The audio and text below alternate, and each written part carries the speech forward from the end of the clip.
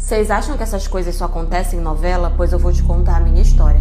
A minha amiga, ela queria tanto a minha vida que ela começou a me fazer passar por louca na frente de outras pessoas. Essa minha amiga, nós crescemos juntos, né? A gente morava ali no mesmo bairro, mesma rua, então nós éramos vizinhas. Só que a família dela sempre teve uma condição financeira um pouco menor do que a minha família. E como minha mãe gostava muito dela, eu gostava muito dela, a minha mãe com muita frequência comprava as coisas pra mim, mas também comprava pra ela.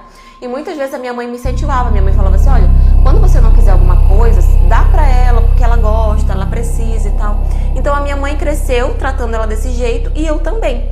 E acho que de início ela gostava, só que depois de um tempo eu não sei, acho que ela começou a enxergar aquilo como esmola, ela começou a não gostar de ter coisas usadas, ou ela não gostou de ter que esperar pela caridade da minha mãe de ir lá e comprar alguma coisa pra ela, que eu não sei em que momento ela se tornou uma pessoa do jeito que ela é hoje.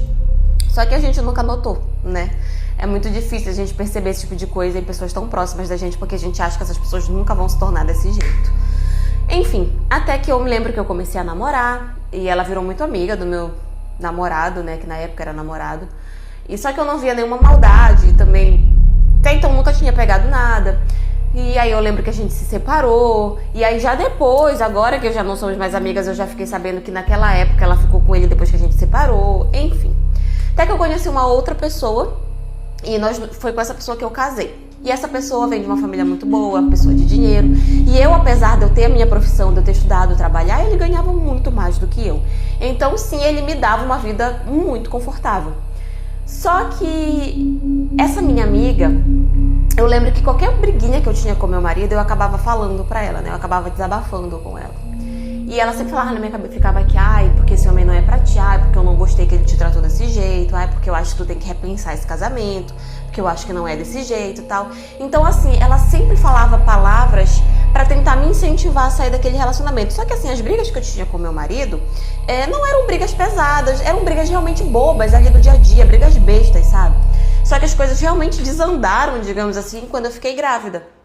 E eu me lembro que quando eu fiquei grávida, o meu marido contratou pessoas para limpar a casa para mim, para fazer comida, porque ele dizia que eu não queria que eu me preocupasse com nada. Ele dizia que ele queria que eu me preocupasse só comigo, com o meu corpo.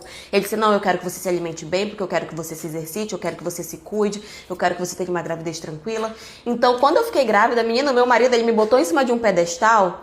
E eu acho que ali piorou, né, a questão da inveja dela pro meu lado. Só que, apesar de eu ter tido uma gravidez muito tranquila, o meu pós-parto foi muito difícil. Então eu chorava muito, eu sentia que eu não era boa como mãe.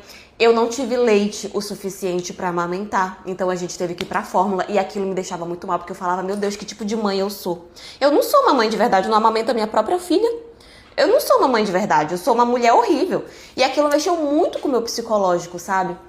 Então eu chorava pra caramba. Meu marido contratou uma babá pra me ajudar porque eu não dava conta sozinha, porque eu queria, sabe, eu vivia triste. E eu tava assim numa depressão pós-parto, né? E eu tive muito apoio do meu marido. E aí a minha amiga também ia pra lá e eu pensava, poxa, ela vem pra cá e ela tá me ajudando pra caramba. Ela pegava minha filha, ela pegava ia e me ajudava com comida. Ela ia e falava assim, não, vamos lá no banheiro que eu vou te dar um banho. E, gente, quando ela estava comigo na minha casa, ela era tão parceira que ela ia pra dentro do banheiro comigo e ela lavava o meu cabelo, ela secava o meu cabelo. Então você olha e fala, poxa, que amiga, né? É uma amigona. Só que por trás, ela chegava pro meu marido falando, ai, porque ela já disse que ela quer se matar, porque ela disse que ela pensa em matar o filho de vocês. Eu nunca abri a minha boca pra falar isso. Eu tava passando numa fase difícil, eu tava. Mas eu nunca abri minha boca pra falar que eu queria matar o nosso filho. Mas ela chegava pra ele e fazia. E todas as vezes que meu marido chegava em casa, ele chegava mais preocupado ainda. Ele botava ali uma coisa em cima de mim, porque ele ficava preocupado, ele ficava com medo, então ele queria estar o tempo todo perto. Ele não deixava eu ficar sozinha. Porque na cabeça dele, as coisas que ela falava era verdade. Então ele realmente tinha medo que eu fizesse alguma coisa. E com isso ele começou a me sufocar. Eu não podia ir no banheiro sozinha, que ele ia atrás de mim. Até que um dia a gente teve uma briga por conta disso. Eu gritei com ele, eu berrei, falei, cara, me deixa em paz, pelo menos um minuto. E aí eu lembro que ele começou a chorar. E ele falou, eu só tô preocupado. Eu tô preocupado que você faça alguma coisa. Eu falei, pô, eu sei que eu tô ruim, mas eu não vou fazer isso, eu não tenho coragem. Eu nunca nem pensei isso, nunca nem passou pela minha cabeça. E aí ele falou assim, é porque a fulana disse, não é porque a fulana falou que você falou pra ela que você queria se matar. E eu falei, é o quê? Nunca falei isso pra ela. E aí a gente sentou pra conversar. E ela chegava pra ele falando justamente isso, que eu queria me matar, que eu queria matar a nossa filha, que eu ia deixar ele, que eu não aguentava aquele casamento, que ele tava me sufocando, que ele era um péssimo marido, que ele era um péssimo pai, que eu não gostava mais dele. Eu nunca falei nada disso pra ela, mas ela ia e falava pra ele. E várias pessoas depois, porque o meu marido, enfim, mas outras pessoas depois chegaram pra mim falando assim, olha, e quando ela chegava pra ele pra falar, ela pegava na mão dele, ela pegava no braço dele, ela abraçava ele como uma forma de consolar. E eu fiquei, como assim, né? Até que eu fui questionar ela sobre o porquê disso. E primeiro ela veio com um papo de que não, amiga, mas você falou, você não lembra? Gente, ela olhava na minha cara, na frente das pessoas e dizia, você falou, você não lembra? Eu não falei. Não, amiga, você falou, olha, eu acho que você não tá bem da cabeça. Eu acho que você tá precisando de ajuda, porque você falou. E eu não falei. Enfim, aí eu percebi que ela queria me colocar de doida na frente das pessoas. E eu resolvi me afastar dela, porque eu tinha certeza absoluta que eu não tinha falado aquelas coisas. Não tinha nem passado pela minha cabeça quem dirá falar. E ali eu me afastei dela. E quando eu me afastei, que eu tirei ela da minha vida, óbvio que ela começou a falar mal de mim pra outras pessoas, e essas pessoas chegaram pra mim falando.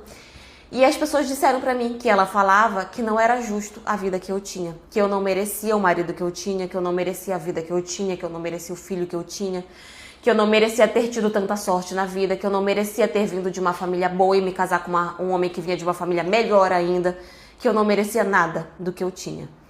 Não sei qual foi a intenção dela, eu chuto hoje que ela queria realmente que eu me separasse do meu marido pra dar em cima dele, igual ela fez com meus outros namorados, que eu fiquei sabendo depois.